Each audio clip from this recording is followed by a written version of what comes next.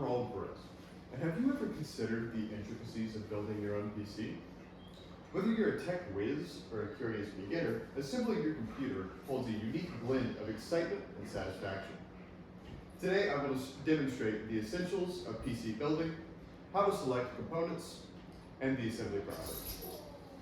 Starting with the basics of understanding a computer. You can think of the motherboard as the nervous system, right? It routes data and power to every component in the board. You can think of the CPU as the brain. Every major process for your computer will occur in this CPU behind this cooler. You can think of RAM as the short-term memory, and your hard disk drive or solid-state drive as the long-term memory. These two sticks are the RAM slots, and your hard disk drive are typically in the back of the computer. And you can think of the power supply unit as the heart, pumping energy and power to the rest of the system. Selecting the right component is vital to your build. The sheer quantity of choices may seem daunting at first, but understanding your needs and budget will greatly smoothen out the process. The two biggest parts to decide on for your build is your CPU and your GPU. The two main companies you're going to look at for your CPU are AMD and Intel.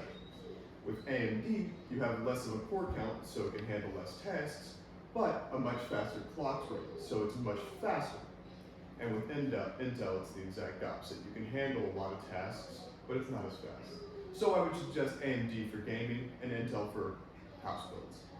And for your GPU, you're also going to be looking at AMD, but this time you're going to be looking at NVIDIA.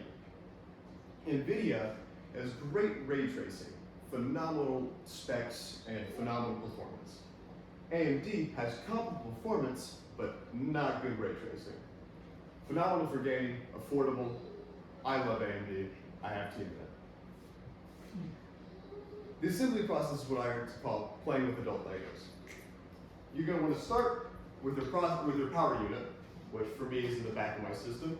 You're going to run all of your cables through your system and plug in the front ports or the bottom edge ports of your motherboard following the instructions laid out in your manual. Then you're going to move on to your RAM and storage.